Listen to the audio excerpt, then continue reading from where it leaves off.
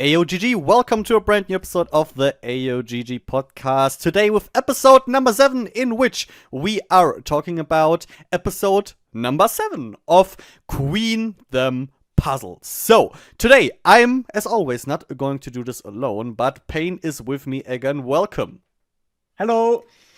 So, in episode number 7 of Queendom, it was an interesting episode because there is technically nothing much really happened there, but the few things that happened, I would say, are quite impactful. So let's just see how all of this goes here, as also we're going to talk about everything that has happened, at least as much as it makes sense to really talk about it. So, how did episode 7 start? It basically started with 20 minutes that we can completely skip.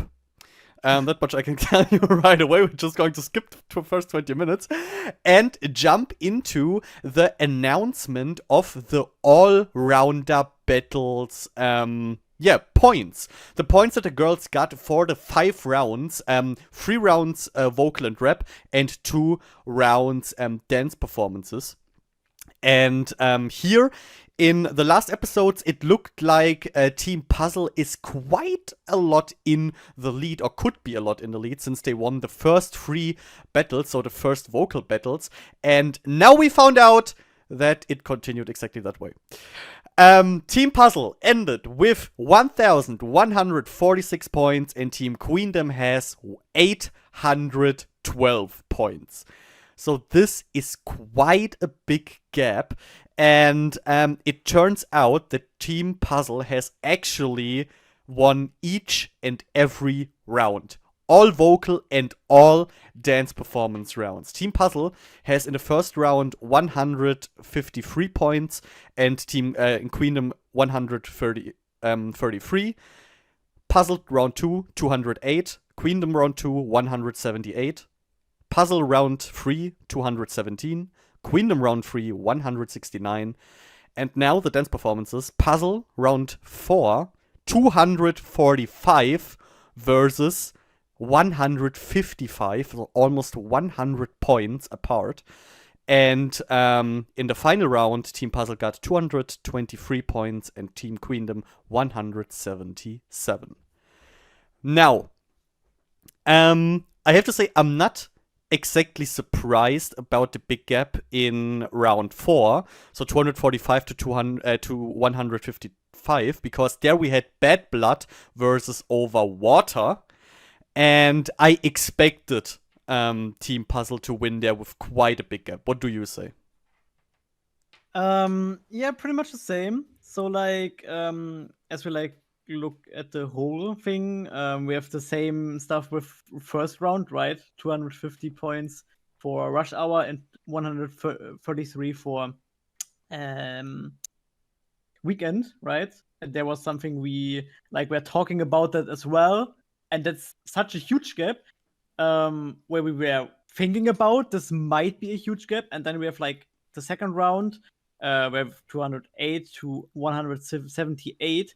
Which were the 2 better things where we said this could be kind of a thing, what do you like more, but could be kind of on the same level.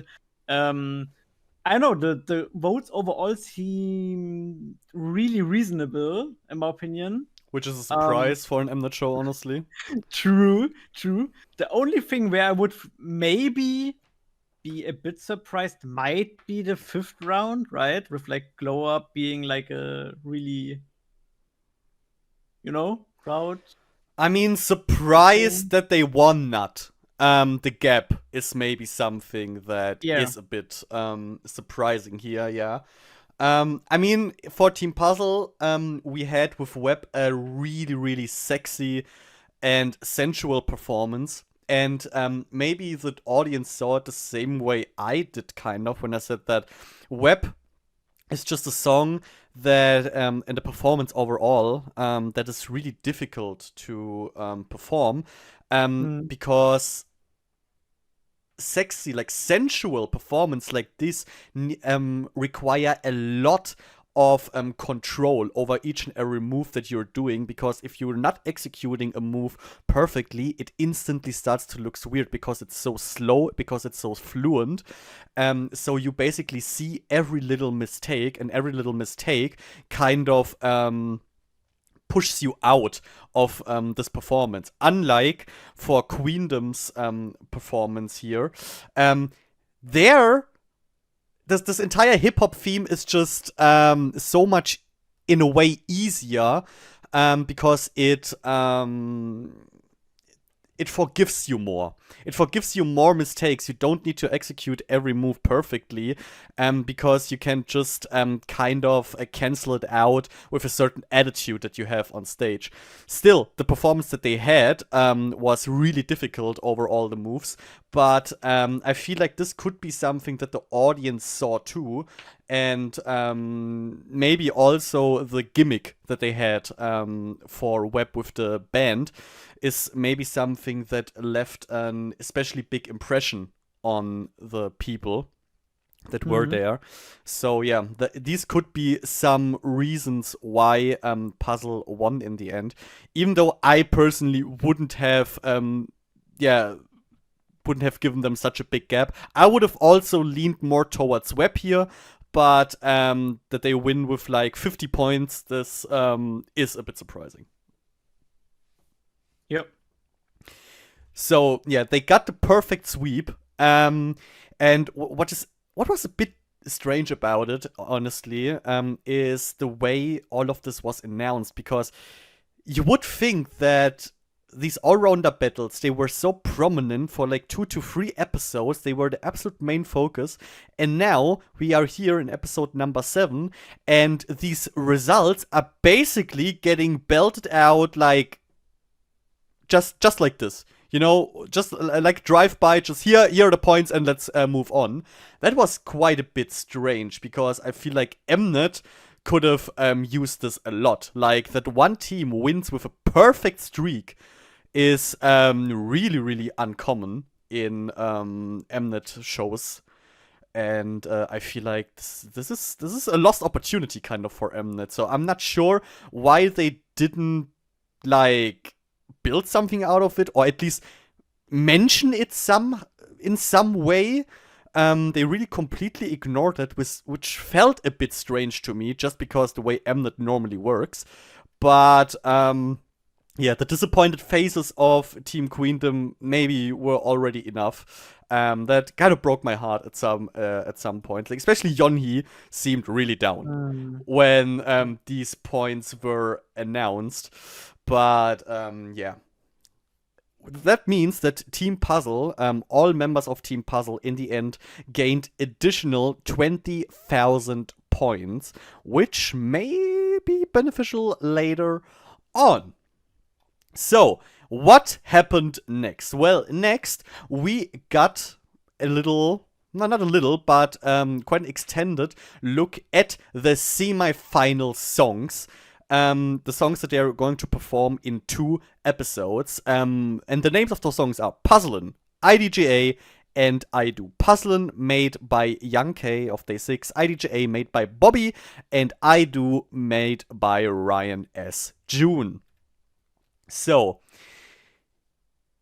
the how the members were distributed to these songs was via the viewers. The viewers were able to vote. All of us were able to vote which member should be in which group, should perform in which song, and the results are as follows. In IDGA we have Son, Yin, Yuki, Yorum, Dowa, Faye, Sangha, and Wiso.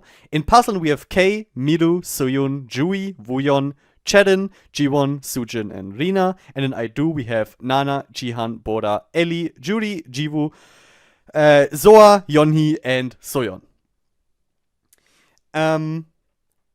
After all of the girls came together in their respective practice rooms, they met the producers, the songwriters of the respective songs. It all started with IDGA, with the girls meeting Bobby, and here nothing much happened, honestly. We saw kind of Yuki fangirling a bit over Bobby. She said that he is her role model in rapping. Where say you can do worse, definitely, than choosing Bobby for this. And we saw Son, who wanted to be a sub-rapper 1 or 2 for IDGA.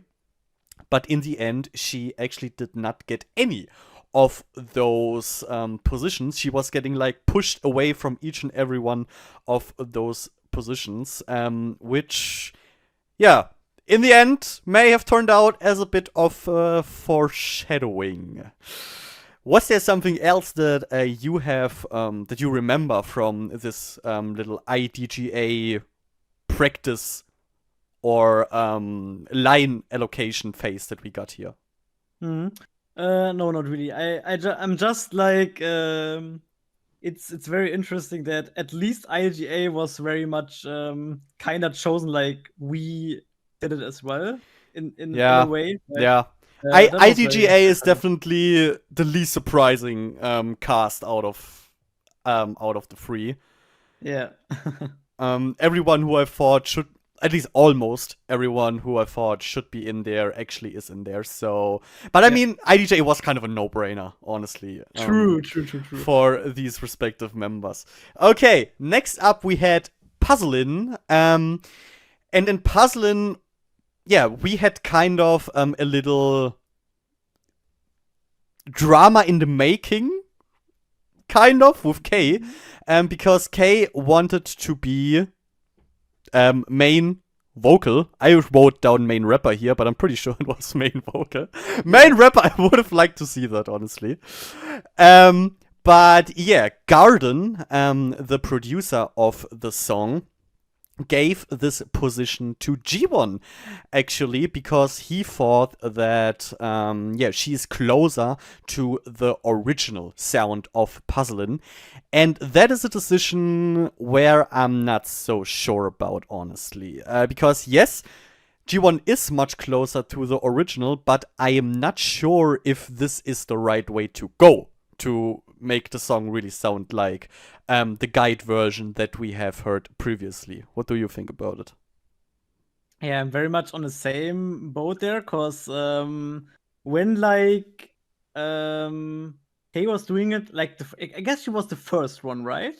Going in there. Yeah, at least she was the first one we saw. Yeah. Exactly. And when she started like singing, I guess it was the chorus. Yeah. It sounded so different. Like it sounded so. It's hard to explain because I don't know if there is any explanation to that. But I guess her voice just gives a totally different vibe to the song than the guide version or G1's voice even did. And I wouldn't say it's more powerful, but the voice has more in it. The voice feels fuller, and with K's version, it just gave this entire song, at least this part, we have to say, this part of the song, more appeal, kind of, more that draws you in, that is more intriguing.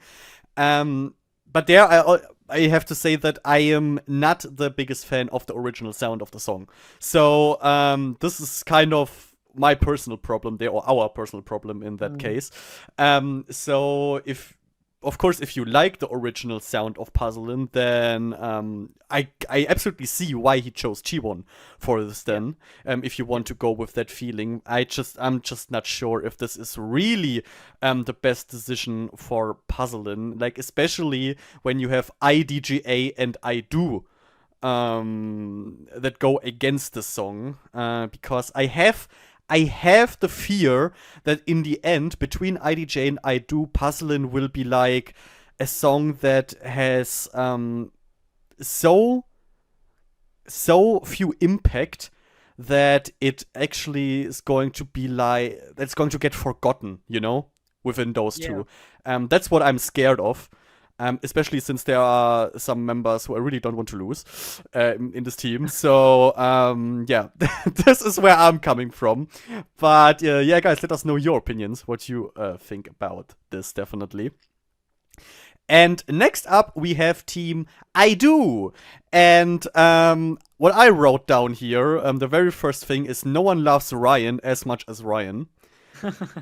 Because the situation when the girls were sitting in the recording studio alone, and suddenly the door opens and Ryan enters instantly with his arms raised up high, like he was coming in saying the Messiah arrived, you know? Hey, Ryan.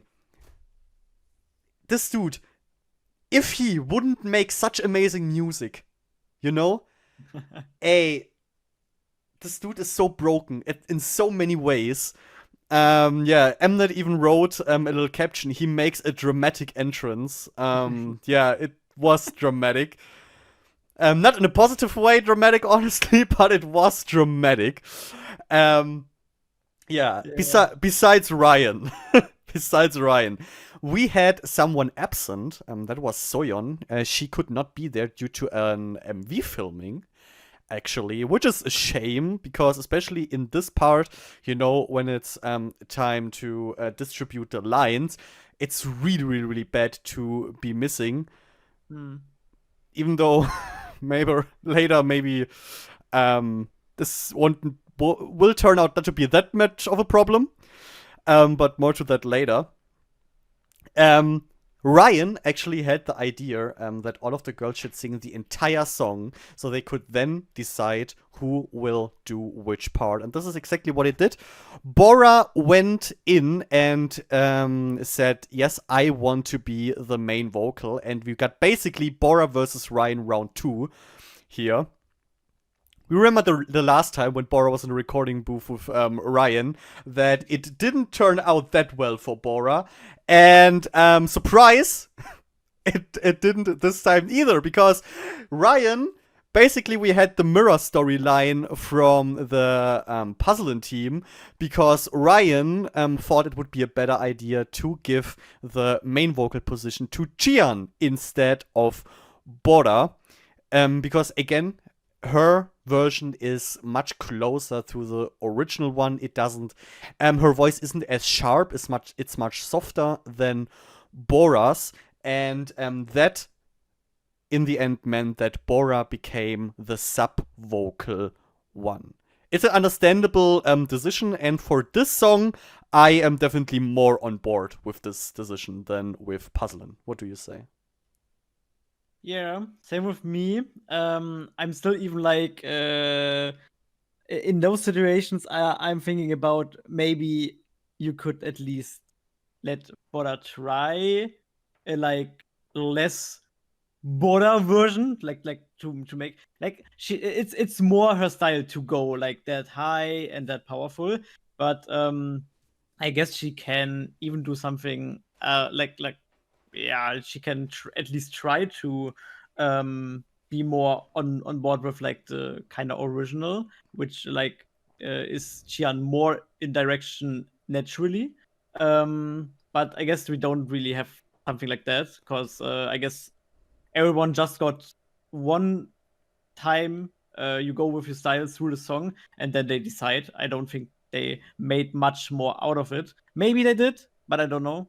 At least we didn't see it. But what I would say is, I would bet everything I have, absolutely everything, that Bora could definitely sing this this part the way Ryan wants to. Like, as insanely skilled vocalist like Bora, she can do it.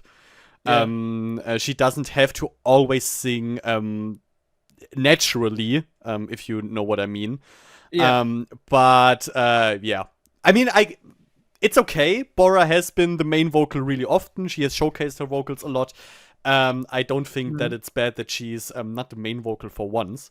But it was just so interesting to me that we get this Ryan versus Bora just again, as every time I feel like they both hate each other.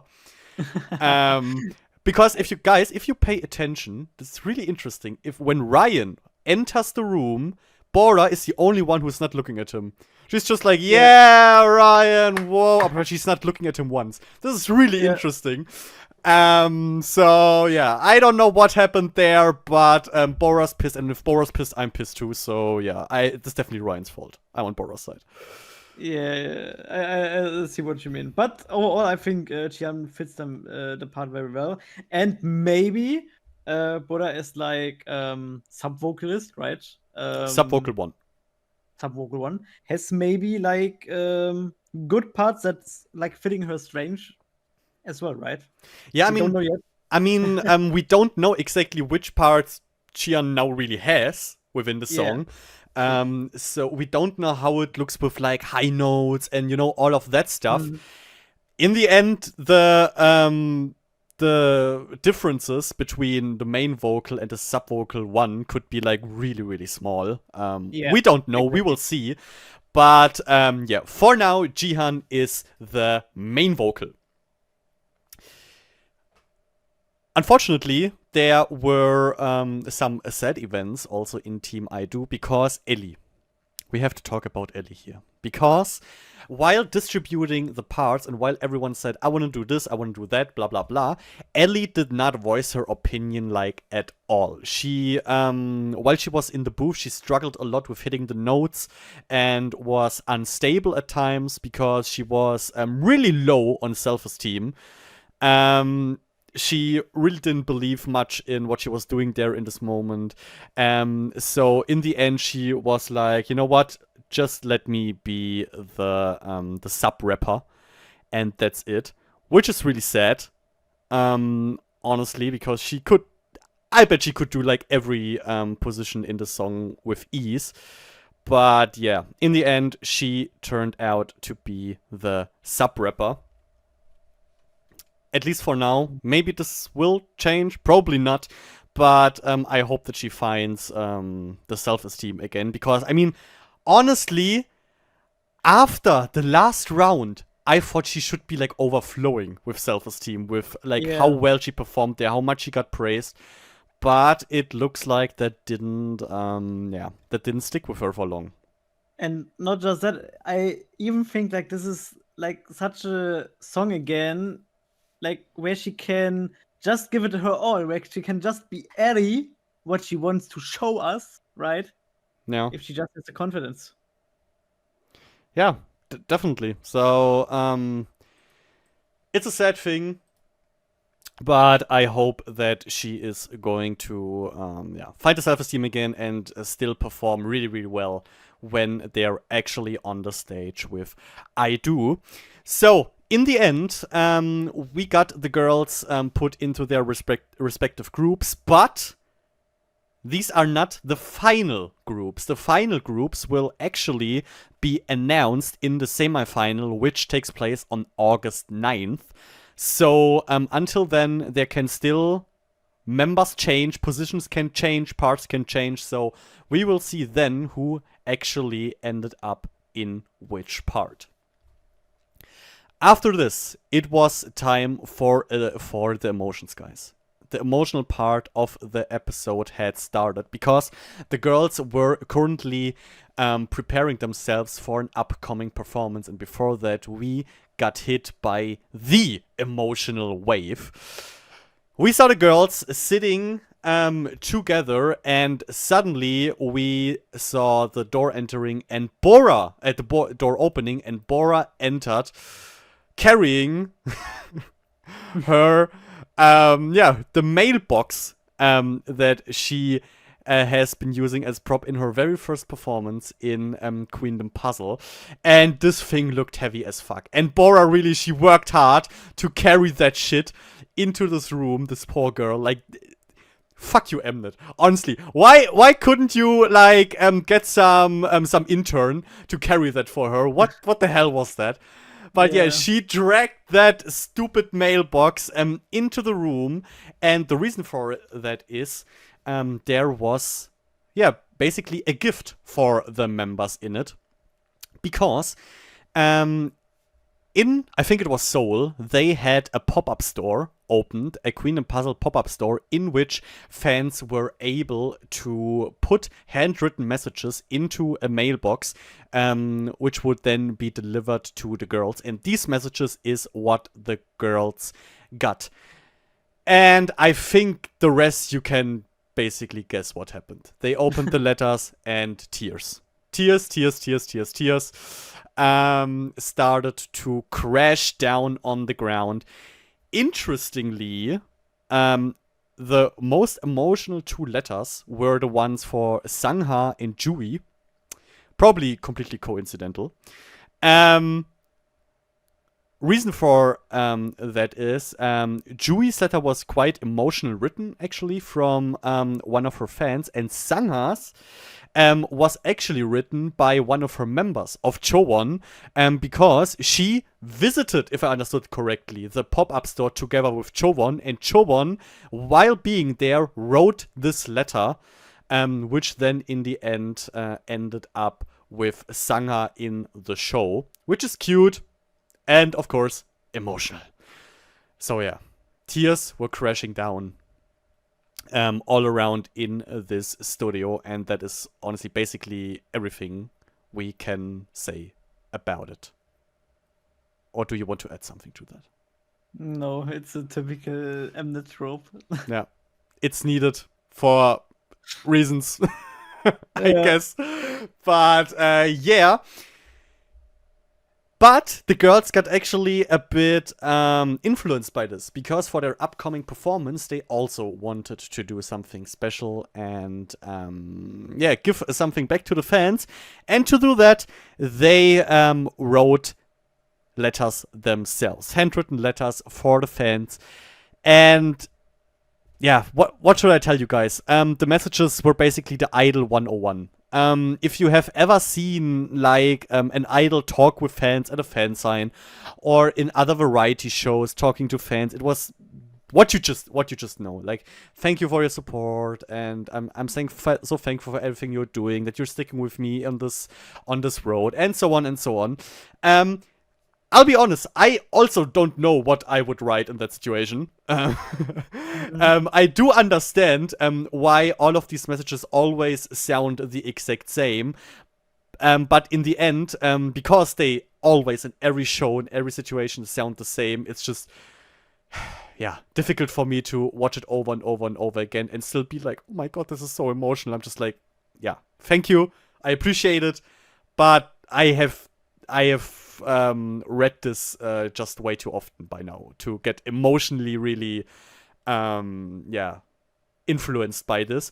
Even though I have to say, this does not mean that if I would have been there and I would have caught those fucking messages, that I wouldn't be standing there and treasuring these scraps of paper for the rest of my life.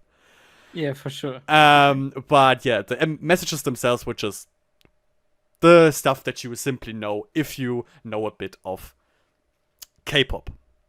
Now, after this emotional overload, it was time to really, really, really, really kick us in the emotional guts. Because the girls prepared a Rise Up performance. They were all standing in kind of like an arrow-shaped triangle formation and were singing beautifully, I have to say, Rise Up. And that's also basically everything you can say about the performance. I mean, the thing is, we already talked about Rise Up. It's a beautiful song, a really beautiful ballad. I really think that all of the members blend in so well together. Their voices, their harmonizations, the ad-libs at times. Especially sung live, when you can look them into their faces, when they look at each other, smiling gently, then turn back into the camera. Then at the end, when suddenly all of those handwritten letters fly down, it is beautiful. It is absolutely beautiful. It's a great song, but here again, it is something that you know from Mnet shows. This performance you have seen in each and every Mnet show ever, basically, which is always a highlight for me, but it is always the girls standing there, looking at us deep into our souls and touching our hearts with their voices. It's beautiful. And yeah, what do you think? I guess the only thing that makes this different than many other other shows and which is like just based on the structure is that we are like building up to the semifinals and not even the finals, right? And we have Yeah, it like came a bit early. exactly, it's a bit early. I'm still super like excited what the finale is. If this is not the if the finale is not new songs or something, maybe. I don't know. We will see. But You know what would be the absolute best case? what would be? Piano version. Yeah, true. I dream. I will continue to dream to get a freaking the piano version that they're always using as BGM when something emotional happens. This I want for the finale performed by all of the girls together. Then I cry. Then you have me crying, Mnet. Yeah, so I don't know if we get this maybe at a final live show or something, but we got like Rise Up Now here pretty well sang, as you said already said, and yeah, I don't know. It was just nice to watch. It was a highlight of the episode, I could say. I would even say it's the highlight I of mean, the. I mean, I've rewatched this performance a lot. I yeah, really love it. I mean, if you know me, I'm a hardcore sucker for ballads. It's just I have a soft spot for it, and this pushes all the buttons, all the right buttons, with the girl standing there. So, yeah. I mean, basically, most of my favorite performances from Mnet shows are always the ballad ones, and especially here, these performances where all of the participants perform together. So, it was good, Mnet. It was good. yeah. I'm happy about it, but now piano version, thank you. But after we rose up with this beautiful performance, it was time to crash down on the harsh ground of reality because it was time to announce the group name. And I don't know what it is with Mnet and group names, but can we all just agree on never letting Mnet choose that again? Because it honestly it doesn't work out. Even though you have to give Mnet the following, the names were suggestions sent in by viewers. The total amount of names sent in were 5,253. But I do have to ask Mnet right here, right now. Out of those 5,253 names, L's Up was really the best one? Really? Especially like designed like that. A. L's Up with the first Z being a 7 and the U being separated by the P with a plus. This is totally not necessary. I mean, technically, I get the idea of using the word puzzle backwards as the group name. I get it. I can tolerate the 7. It's unnecessary. It doesn't need to be. And it's a dangerous game you're playing there, honestly. The plus, that's beyond me. That is just beyond me. I don't know what the fuck that's supposed to be. But in the end, it just sounds bad. You know, Yeah. I thought after Kepler, which is not a good group name. I love Kepler. It's one of my favorite groups out there in K-pop. But the name sucks. Then, Zero Base 1 happened, which was even worse than Kepler and was like, what the actual fuck, Mnet? I still say it should have been Copernicus. It should have been. It should have been. It should have been Mnet. Okay, Zero Base 1, and now Mnet even limboed under this shit with L's Up. I don't know. I don't like this group. I mean, I will get used to it, as I get used to every freaking name and every terrible group name in K-pop.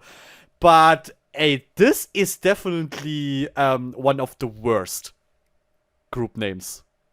I'm just right now very excited for next year, next Queendom show, or maybe Kingdom, whatever show we will get for next names. Let's say just the next Mnet Survivor show. I'm super, super excited. Hey, next Girls Planet. Oh shit. Then it's going to be Copernicus. The girls get the scientist's name. Yeah. Hey, yeah, I don't know.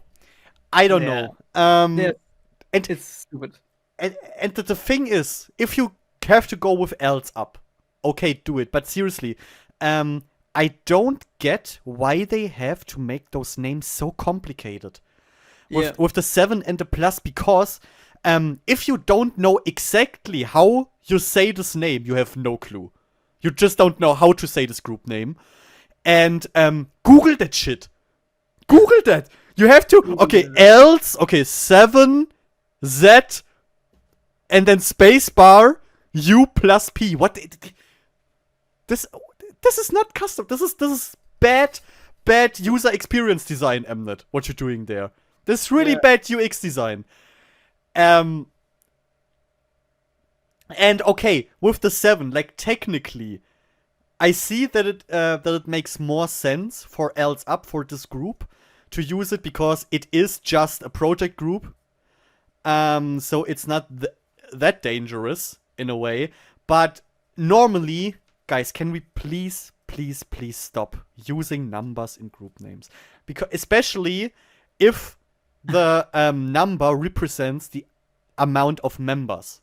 Exactly. If you do something like Kepler, where you have a 1, I'm like, okay, yeah, okay, it's because they're all 1 and the fans are 1. And, all of those typical explanations that in most cases don't make any sense.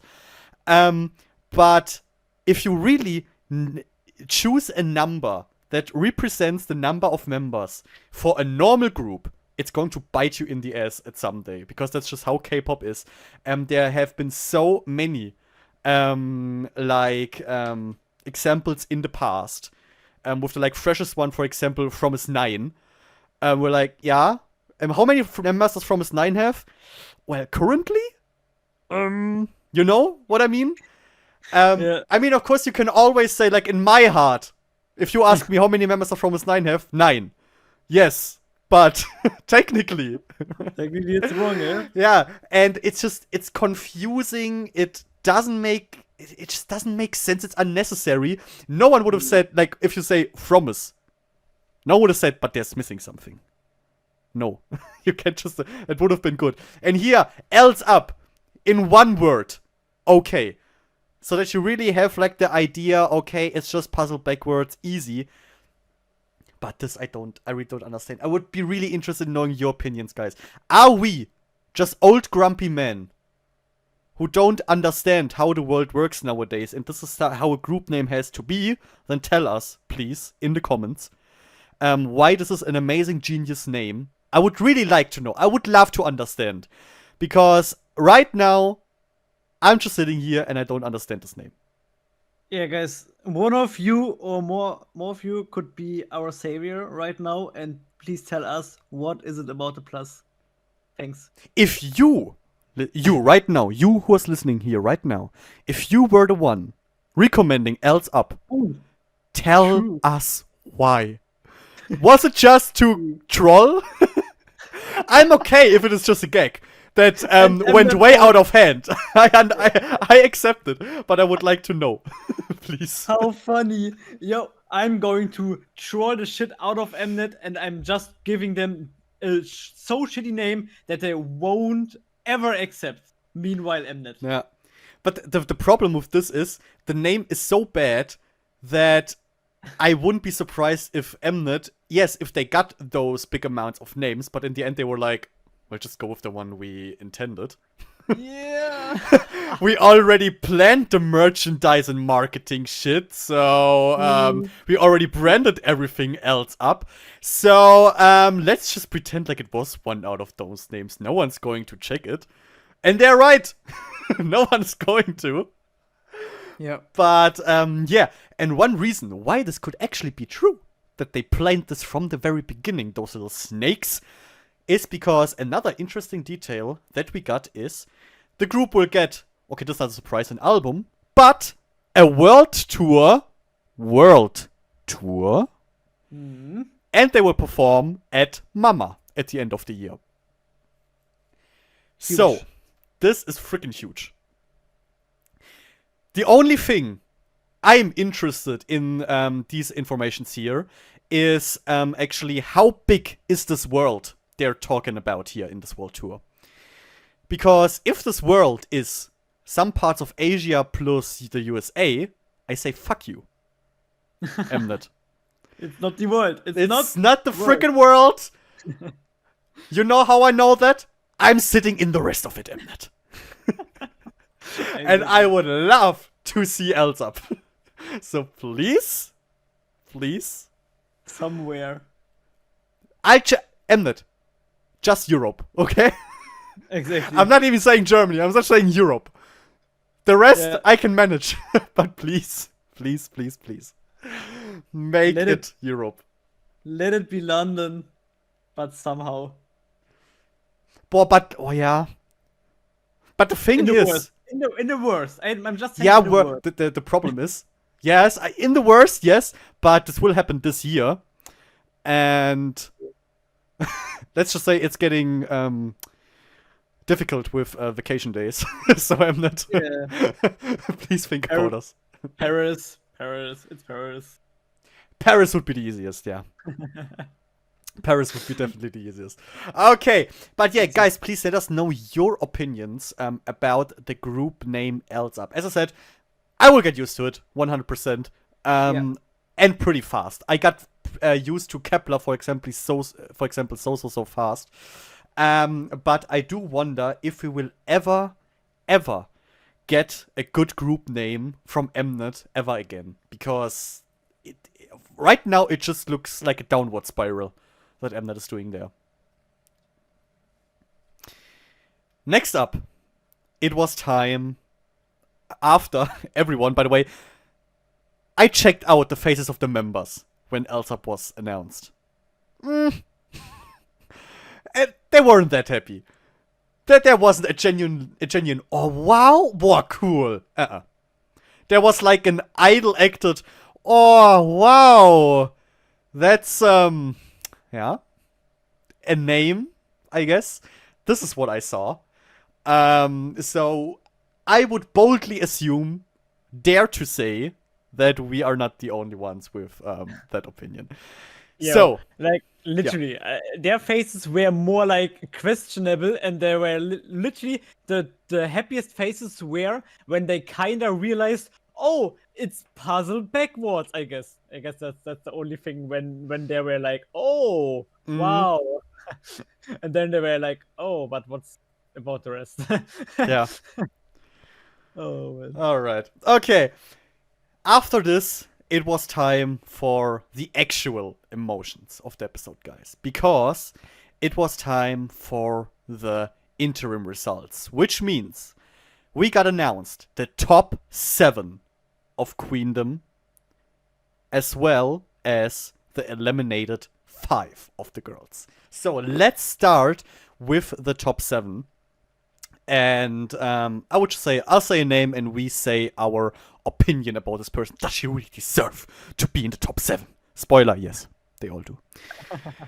So, top 7. The first member that was announced was Pinky Girl Whistle. Congratulations. And before we say our opinions about it, I can say, on the day we are recording this today, happy birthday, Whistle. Today is her birthday, so it's a happy, lucky day, on which she not only got into the top 7, but graced us with her beautiful pink hair. Oh my god, pink hair. She looks so good with it. What do you think? If you listen to this, Whistle, happy birthday. Happy birthday, girl. Now, what do you think about Whistle entering the top 7? So, there might, like, I might repeat myself for, like, the next top 7 participants here, but it's not shocking that she's in there. That's true. For the start. She really got a rise up since the beginning, kinda. I feel like.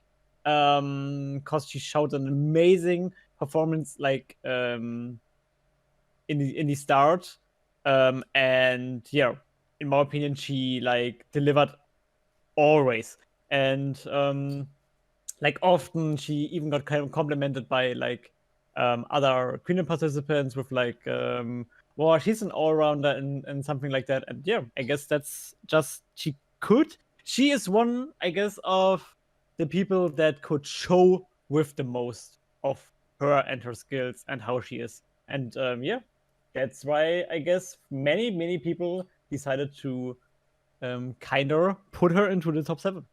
I would also like dare to say that she's the one that actually rose the most from all of Queendom, both inside and outside, because we saw like if you look at Haiky's not a big group, and in Haiky, Huiso has been added later, like as the rest of the members. Huiso hasn't been in Haiky from the very beginning. She joined during the run era. So and as we all know, members who join later most of the time have it harder to establish themselves in a group or in the overall public image. So I'm especially happy to see Wiso rising so much in Queendom, to gain so much popularity in the show, and that she's able to showcase so much of herself and of her amazing skills. And yeah, if the show, and especially the last rounds, have really shown something, is that she is the ultimate all-rounder. She can really do everything, and absolutely deserves being in the top 7. The second girl to be announced was probably the least shocking out of all of them. It was Yoroma! Yodam! WJSN Yoram. What do you say? Yeah. Not shocking, as you said. And I guess she's kind of like going with the way once a queen, always a queen, right? She, of course, wants to get a crown again. And I guess like with even like winning Queendom season 2, it's like, yeah, pretty obvious that she with like her skills she has, and like knowing how like just being herself, that she can like be in the top 7 like that. I guess that's pretty obvious in my opinion. Yeah. And she has the, I would probably say, biggest default fan base behind her. Yeah. From all of the participants. So from this point of view, it is not surprising she has constantly shown good performances. She has always been in the very top when it came to showcase skills. So absolutely no surprise in any regard that Yorum is part of the top 7. Next up, we have Nana of Vua getting announced in the top 7. So I'll just chill a bit and let you fanboy, okay? It's not about fanboying, it's about facts. Sure. No, but Nana, you could predict Nana at the latest to be in the top 7 when like we had like this midterm voting where she was kind of at the top, right? I guess she was for a time at the top. Yeah, the question there is just if at the top there means getting most votes, or I'm not quite sure still how they really got sorted there. Yeah. Same here, by the way. We don't really know how the girls were sorted here. If it means that Wiso got the most votes, I'm not sure about that. We should say that's important before we continue. Not most votes, but most points, because as we know, the votes are getting added to the points they have earned during all of the rounds before. So this is important to know that it's not only votes that we see here, but yeah. Exactly. And of course, like Nana, since the beginning, in my opinion, did amazing performances, did show herself very, very well. She is like dancing wise, she really stands out, and I guess she even could manage somehow, at least for me, but maybe for mnet as well, kinda, at least how it looks in the editing often. She still, if it's not just in war, she can even here kinda punch her way to kind of get herself into the center. Let it be performances, or let it be some other content. Let it be snippets where she's just doing her faces when someone is like doing a comment or something. She's just being Nana, and yeah, I guess at least for mnet, she's very famous for this show, and that's kind of shown here with letting her into the top 7 as well. And I really, really like it. Yeah, I mean, Nana is she's like a natural idol. Yeah.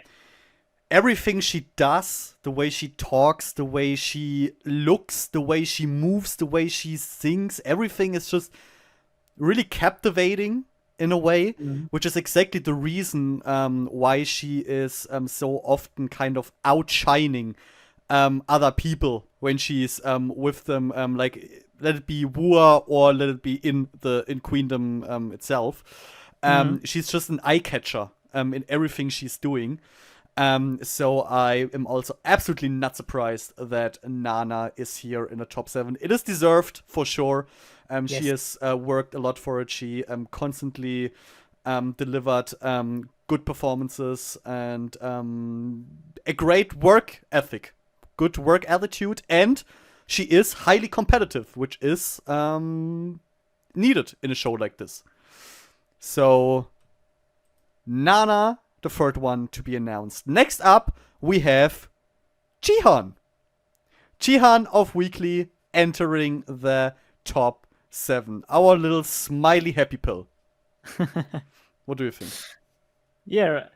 I guess like even in Weekly, I guess she was like kinda the face, right? If I remember it right, she's like often like being like there. Yeah, I would say And so too, yeah. yeah, and I guess that's a reason as well, like why she was like sent there with like such a whole group. No, but Tian, I guess, could really, really show well her side, and what she can like the best is like just being herself, like this, like the cutie side of her, like is just her natural side. And that's something she could really, really show well in Queendom, in my opinion. She got opportunities to like to be seen as well, right? With like let it be intros or having a performance like in a smaller group or something. And yeah, I guess she just managed to pull off the performances very well and to show especially her charming points to the world. And I guess that's why potentially many people voted her as well, right? Yeah, Jian is just I feel like it's just impossible to dislike her, you know? It's Yeah. just when you look at her, you have to like her. Like when she's smiling, you are smiling. Your heart's getting warm. She's always working hard for the performances. Even though, like for me, for example, in the past, I often have not been the biggest fans of some of performances of her. But every time when I see her on stage, even though she may not always be my favorite in a performance or may not deliver as much as I hoped for, it's always a pleasure to see her performing, to see her on stage. And she's definitely a sunshine a group can a group kind of needs, and Yeah. she definitely also got the skills to back it up. So, next up, probably the biggest surprise from all of the top 7, we have Purple Kisses Yuki. Suddenly getting announced to be part of the top 7. The Bobby fangirl. What do we think about this? Yeah, Yuki was really a surprise. It's like not that she's not deserving it, but it's on a way like, especially like if you compare like how much scenes or something got Yodam, got Nana, got Riso, and then you like kind of look at Yuki, you know that Yuki wasn't like Mnet's number one. She wasn't like that, like she wasn't really put away or something. She got her parts as well, like and her moments, her edits. She definitely got it, but like not on a level you would expect for someone who like where Mnet is aiming for, right? And in like the performances, she did a really good job. Even if she like had sometimes the the same treatment with the microphone that Ian had, thanks Mm. Mnet, which was still sad, but skill wise, Maybe it's because Mnet knew how high she would fly and they want to nerf her. maybe. But yeah, together with Ian, I guess she really stands out if it comes to rapping, and yeah, I guess she could like catch the fans, like especially with her dancing and her raps in the performances. Yeah, I feel like the problem there with the screen time could also be that Yuki's just no one who pushes herself like into the foreground, you know? Yeah, She's exactly. she's not loud. She isn't like goofing around that aggressively maybe. Mm-hmm. Like other members are doing. She doesn't have like the popularity that like maybe a Yodom has from the get go. So this could be one of the reasons why she doesn't have as much screen time as other people. But I mean, this it's cool to see that maybe Yuki is kind of making up for the lack of attention she has from the outside with the work she's putting in for the performances and Mm-hmm. constantly managing to get into the right groups, working hard enough to get like those extra points and so on to be in the end able to collect enough points. Because this is a bit sad for me. I would really like to know the how many like votes they got and how many of the points that got them into top 7 in the end were the points they Yeah. let's say worked for, you know, the points that they really got for their performances and the points they got through fans. Yeah. um that would be interesting. I mean, technically, of course, you could like rewatch everything, say, okay, she won here, there, so that's 20,000 points, 40,000, blah, blah, blah. Yes. But in the end, you still don't know how many points she has, like max, overall, and then to deduct is it's difficult. Maybe we will find that out. I would assume at least in the finale we will see like how many points the top 7 has, Yeah. because Mnet most of the times does that.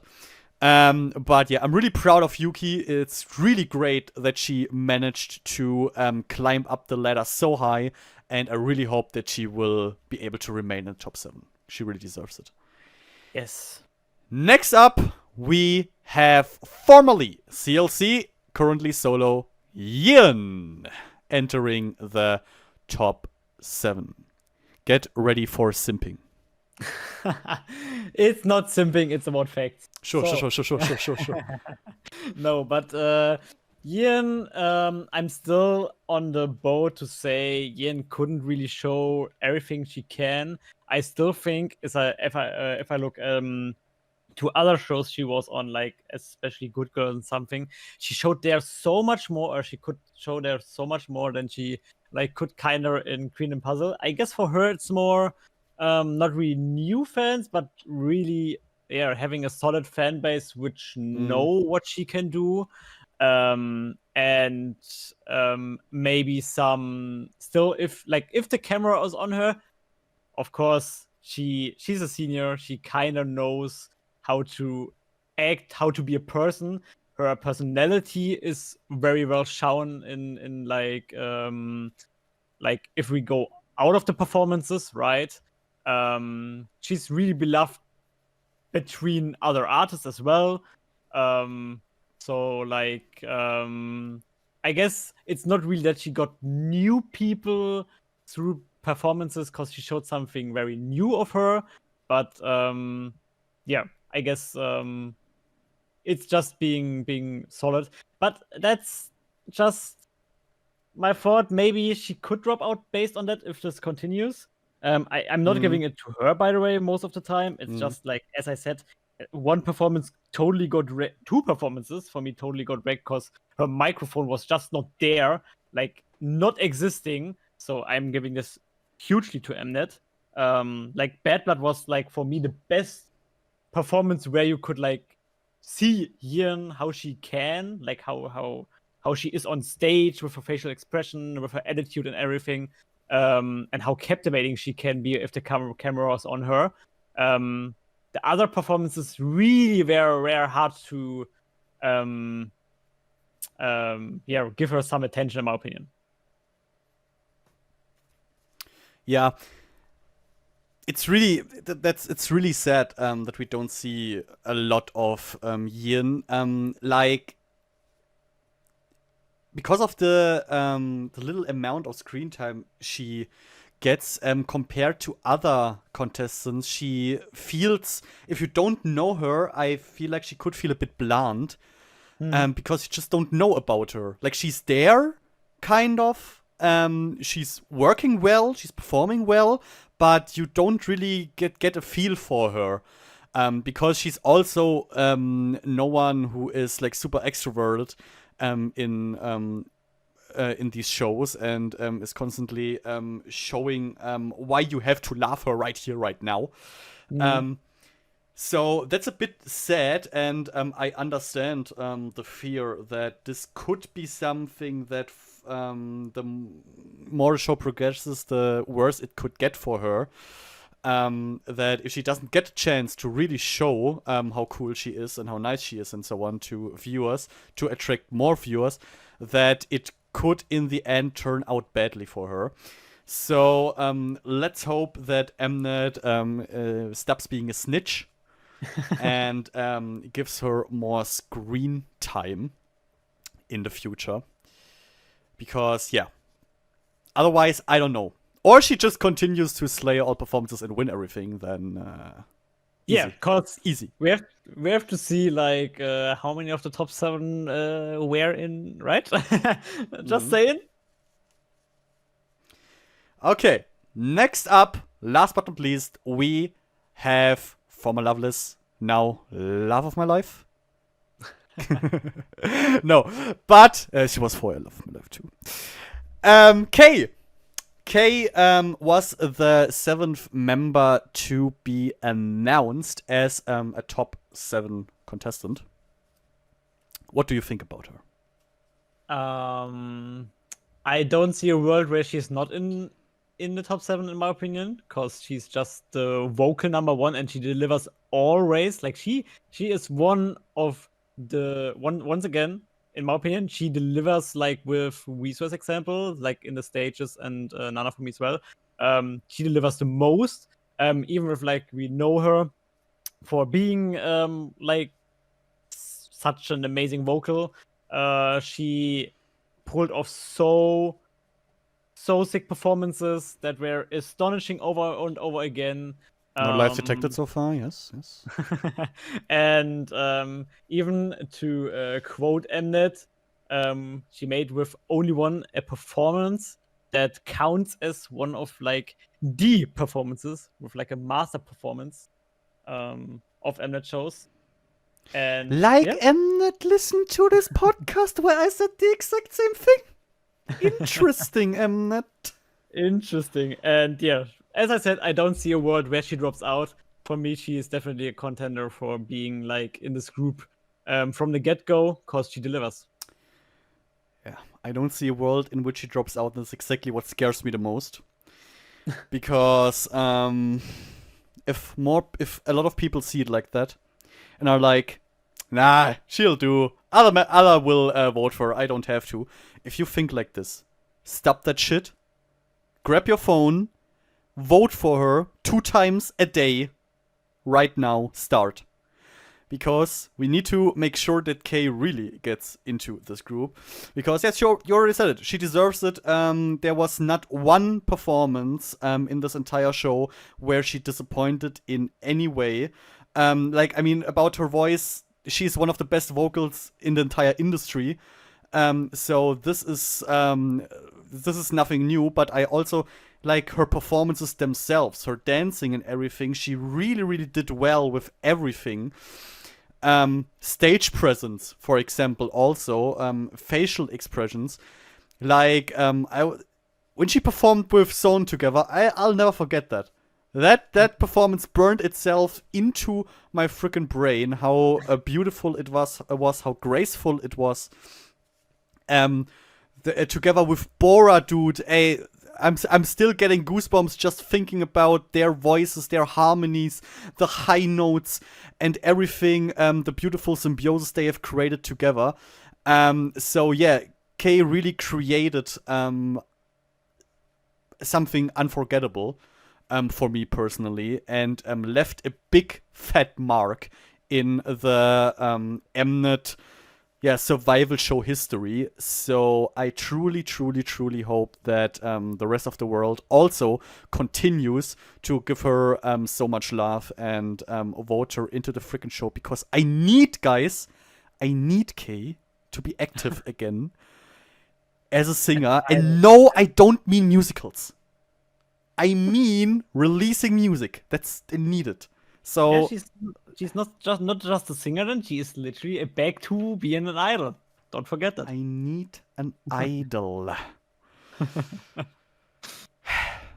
But after we got those happy news about the top 7, we saw those smiles, those happiness tears. It was time for the dagger in our hearts, elimination time. And the first member that was eliminated was Triple S's Soyeon. What do you think about it? It's sad. It's sad. Not a surprise, to be fair. She lacks on skill, definitely. We don't have to talk about that. And that's something like where I am, like, I don't know. I guess there's everything. For Soyeon, there's everything.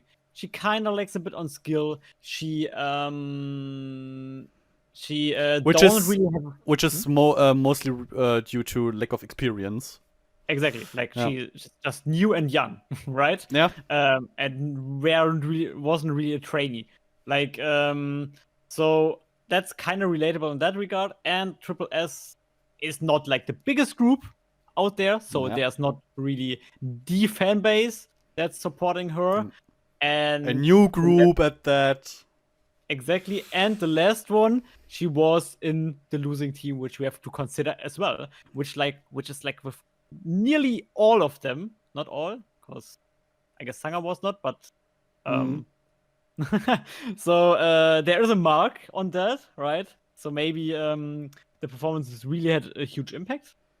I would assume so. I feel like, especially in the bottom rankings, they are pretty damn close. Exactly. But yeah, it's still sad. It's still sad. Yoni was crying waterfalls after that.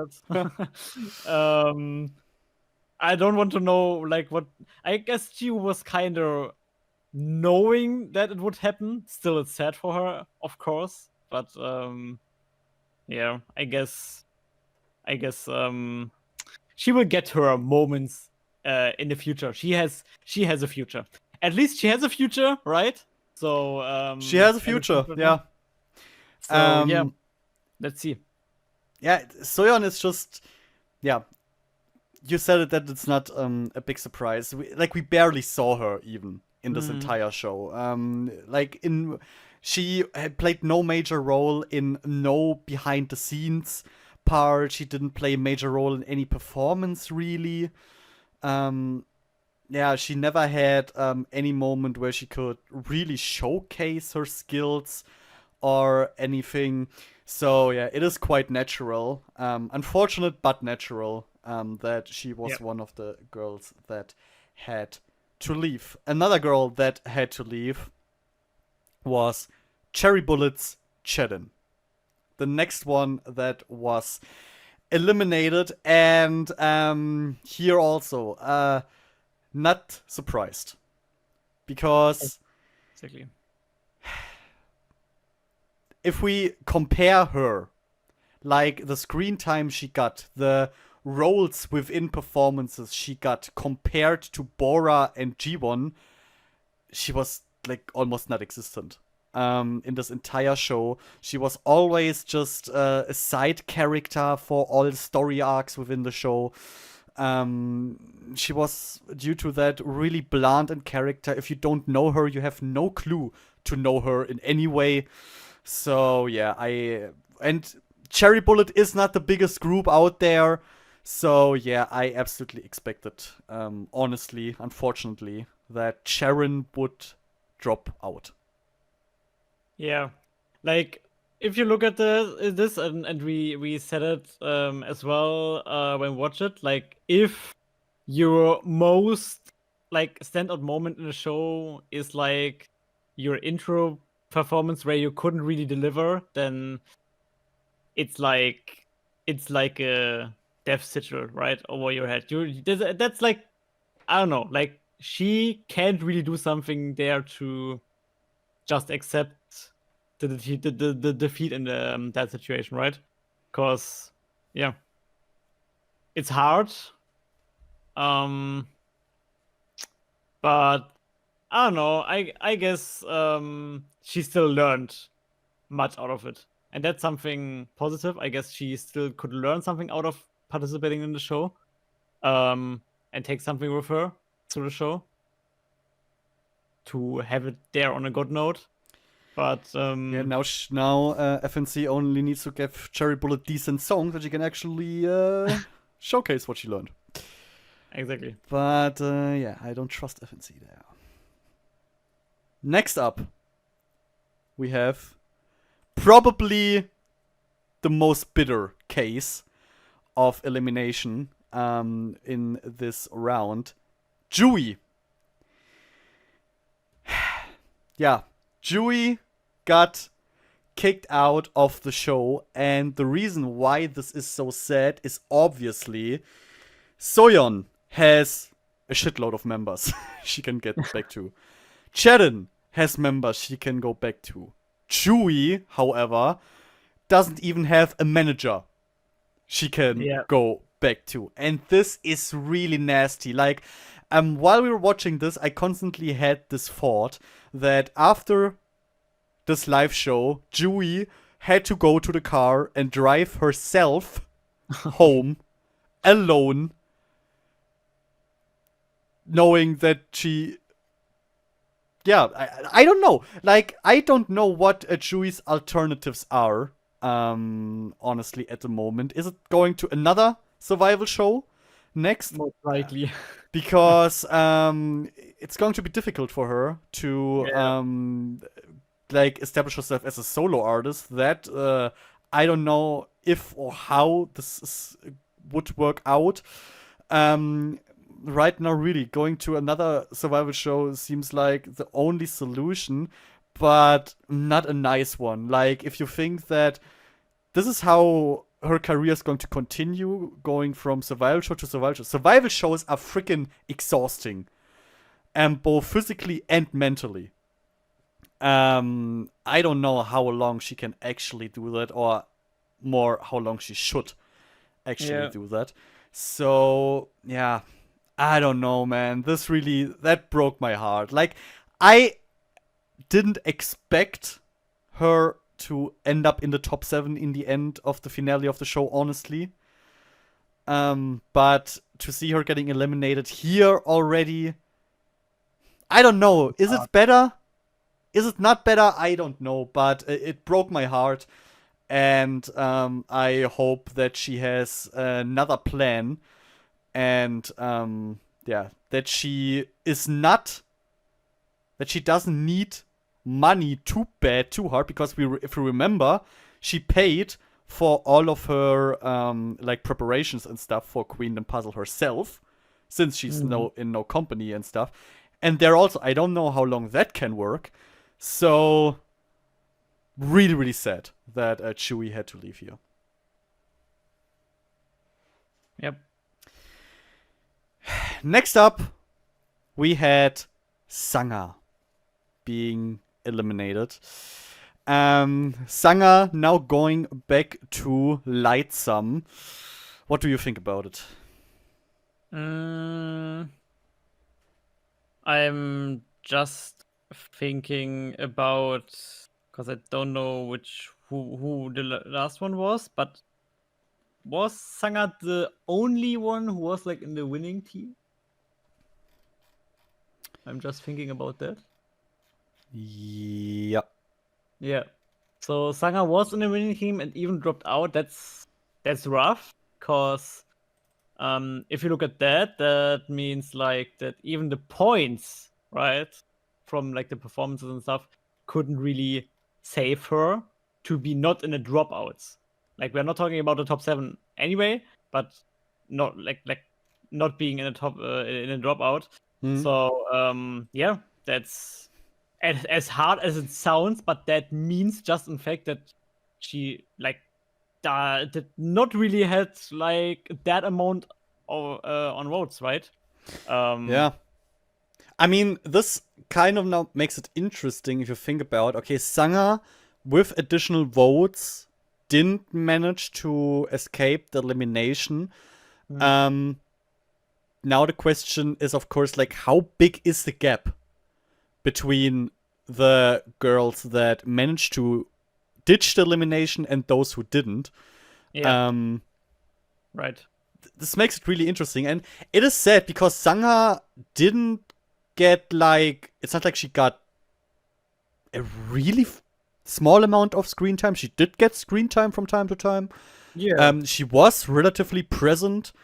So I did not expect her to get eliminated, honestly, because Same. I didn't see her being like I didn't see her in any negative way. She never like misbehaved or something like this. She was always cool. Always did her job.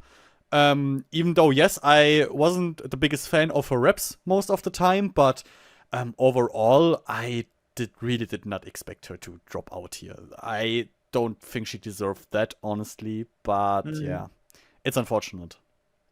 Definitely. And last but not least, Zone. Zone dropped out of the show, which means, yes, guys, we all know what it means. It is sad. And my heart broke the second I realized I have lost one of my top 7 members. Yeah. She died right in front of my eyes, guys. I saw her falling, crumbling. Kay lost the love of her life on top of that. Yeah. She lost it as well. It was a terrible day for Kay and myself. And I guess nobody was really expecting it in that case. I guess not even Kay was expecting this. No, I mean, Son did well. She really did well. Yes, she didn't win often. That is true. But she was always a super nice person, a nice character. Always showed great performances. Yeah. She was singing well. She was dancing well. She had great facial expressions. A nice stage presence. I don't get where this went wrong, honestly. Like, there have been, for me, many more, like, weekly members I would have seen drop out sooner than Zone. So I was really, really, really, really surprised when that happened. I was shocked. Yeah, I guess for her, it's like, obviously, like, maybe for, like, Chewie as well, and so we don't know because we don't know the points, but for her it kind of seemed that it got a bit like because she lost like 5 rounds. I guess losing those 5 rounds, right, is really hard. I mean, it's 20,000 points that are missing. Yeah. Yeah.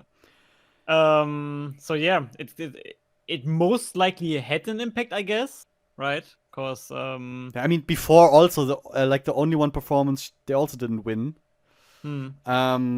She lost a lot of points. Yeah, unfortunately. Yeah. There. Yeah. But yeah, we kind of have to accept it now, I guess, even if you don't want to. But I still hope for the 16 moment. At the end, in the finale, suddenly JYP or Ryan, let's say Ryan enters the building and screams, "Wait! Stop the count! She's joining." She's joining number 8, so the name makes no sense anymore from the get-go. It would be so Here's nice. number 8. It would Yeah, be so but nice. Yeah. the dropouts overall, I am so sad. But realizing that obviously, like they lost like 2 rounds, they lost 20,000 points. So we can say with sure, right? Because everyone voted for Ellie, but sadly, cause of losing the rounds, she couldn't be in the top 7, right? Exactly. Because no one everyone in their right minds would vote for Ellie. Exactly. Only a lunatic wouldn't vote for Ellie, so it has to be those missing points. It's the only explanation I have. Okay, good. So, you guys understood, right? Vote the fuck for Ellie. Now, after this happened, it is time to go into next week's preview, which did not exist. But exactly. We did get a little piece of information about the next week's episode, and that is, it's going to be a special one. A special episode. I guess so the girls have more time to prepare their performances. So what is going to be the special episode? We don't know. I would accept that it's going to be the typical mnet filler field retreat episode, kind of. The girls get together, they do barbecue, they play games, and so on. Maybe have a little talent show, prepare a few songs they sing together, something like this. I would assume is going to happen next week, and you will definitely hear about it here, guys. That's for sure.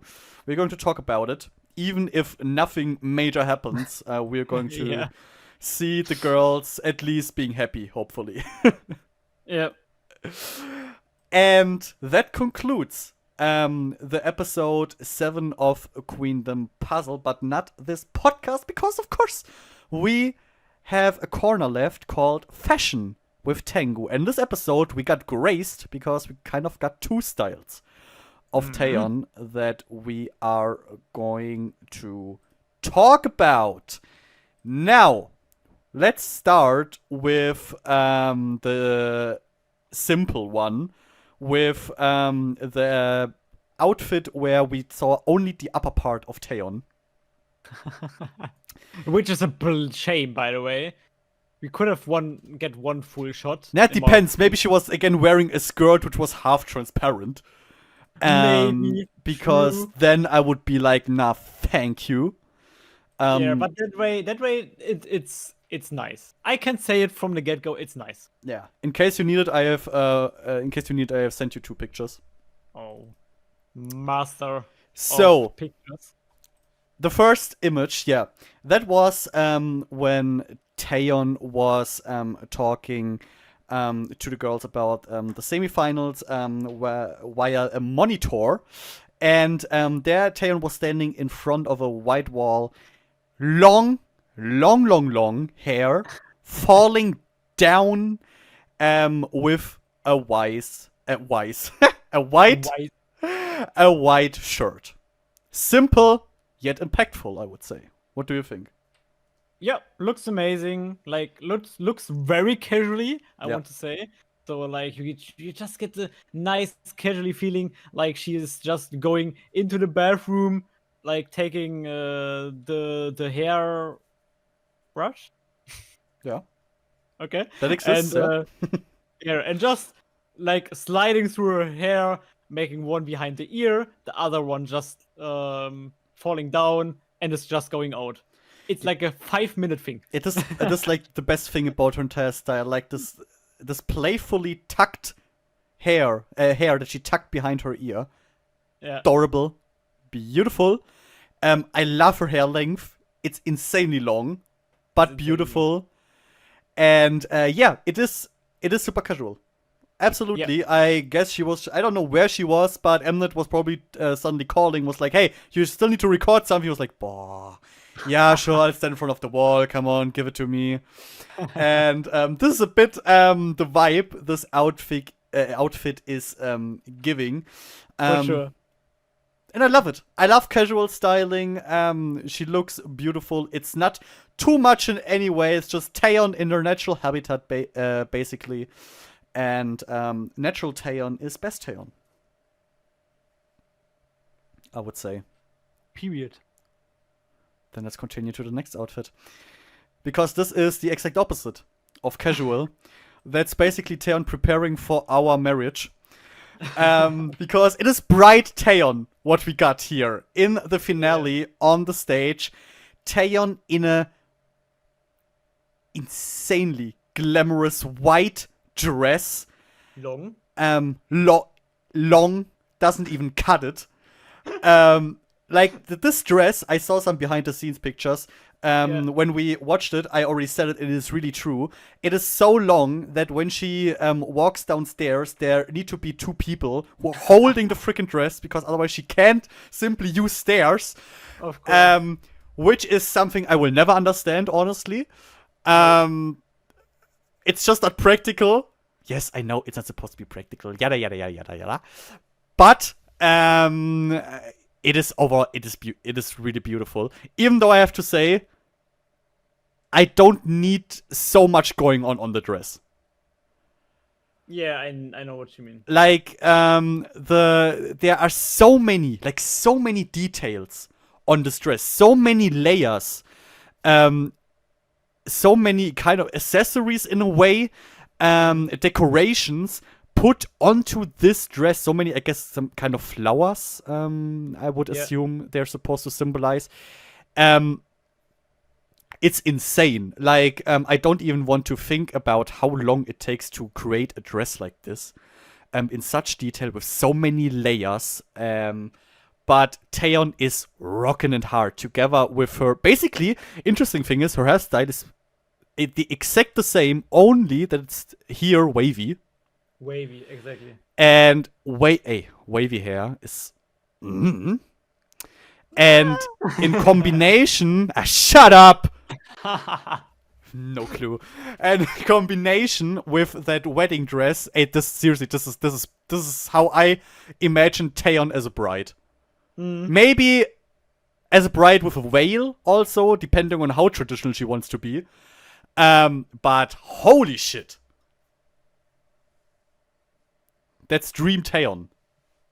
Yeah, like, it's definitely a 10 out of 10, cause I just I just interrupted there a bit, cause I normally like straight hair in most styles more, personally. But there are styles, especially like this one of her, where wavy hair has to be, in my opinion. Like, straight hair wouldn't even like fit this in any way, in my opinion. I feel like actually straight hair could kind of collide with the dress itself, because the dress itself is so layered that it would look strange if her hair would be too clean, in a way. If it would be too straight, yeah. Yeah, I feel exactly that, and so like with everything, with like the really like not really standing out makeup. She like has a really like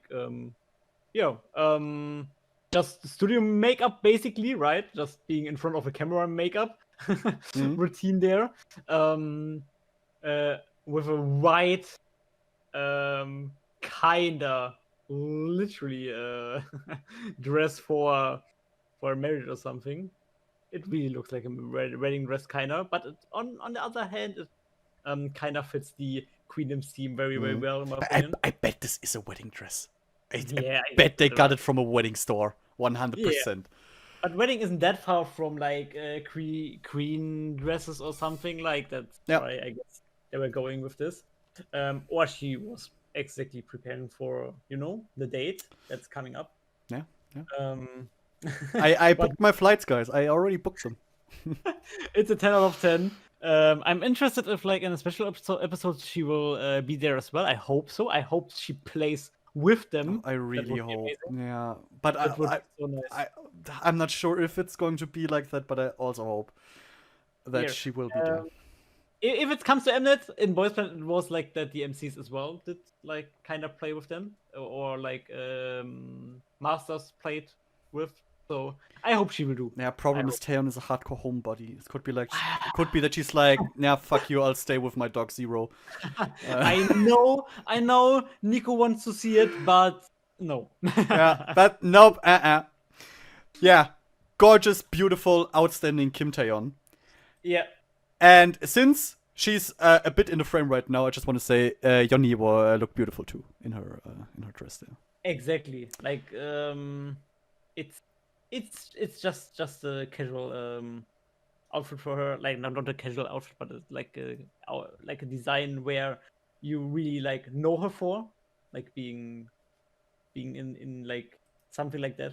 She looks amazing. She can really pull this off. Even if like the really shiny blonde would have like fitting it a bit more, I guess. Yeah, I mean this dress with her previous hair would be really Barbie-like. Yeah, exactly. Like this could be a style. I still have to get used to her new hairstyle. Like it looks great, but I'm so used to this aggressive blonde. But yeah, okay. That's was going back to her normal hairstyle for like maybe the semifinals or something, or maybe for something different. Who knows? But yeah, that was fashion with Taengoo, and now, last but not least, let's reveal our top 7 votes that we have been voting each and every day 2 times since we were able to do so. Now, how does your top 7 look, and did it change compared to last time? So, I used the opportunity. I'm gonna to say it opportunity. A person can kind of rate it on their own. Because we have 2 votes, right? Because I wasn't sure about the last one, so I was parting it every day.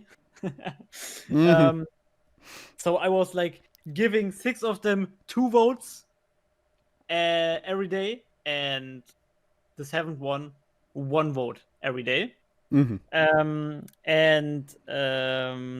The people who got 2 votes were, let me kind of see if this is right even.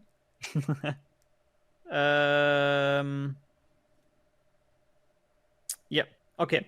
So it's Nana, Yin, Jiwoo, Kei, Eddie, and Wieso. Those are like the 6 that got 2 votes. And what vote every day we're going to Rina and Chian. Good. I can live with that. I can accept that. I'm safe. What about yours? For me, I mean, something had to change since Son unfortunately departed. Yeah. So the girls that stayed the same though are Rina, Miru, Bora, Ellie, Kei, and Huiso. Those stayed in my top 7, and for those I voted each and every day. And the girl that got new into my top 7 is someone I actually wanted to put into my top 7 earlier again, but there I only had 1 space left, and there it went to Miru. It's Yuki. Actually, yeah. Yuki's back in my top 7 as well as in the top 7 of the world. So yeah, I'm really, really curious if she will stay there. I hope so. Because At least. yeah, it made me really happy when I saw that Yuki got into the top 7 of the world too. So that she is finally getting the recognition she so desperately deserved for all this time. So, guys, let us also know your current top 7 in the comments below, and also let us know how you enjoyed the episode of Queendom and, of course, of this podcast. Because if you enjoyed it, leave a like and share it with whoever else might be interested in watching. I always say watching, listening to this podcast. It's difficult. It's difficult for me. Listening to this podcast. By the way, guys, if you prefer to listen to podcasts on Spotify, you can do that too. This podcast exists on Spotify. You can find the link in the video description. Or if you listen to this on Spotify and you say, I want to listen to it on YouTube, you can do so too. The links are all in the video's description. Just go there and listen to this podcast wherever you want. So, thank you guys so much for your attention. Thank you, Payne, for being here today. And thank you for letting me participate as always. Sure. Because you're voting for Rena, you know. That's, okay, now, guys, thank you so much for your attention, and I hope I'll hear you, see you, your comments, your amazing comments, in the next episode, next Monday. As always, we're talking about the special episode number 8 of Queendom Puzzle. Thank you so much for your attention, and bye. Bye.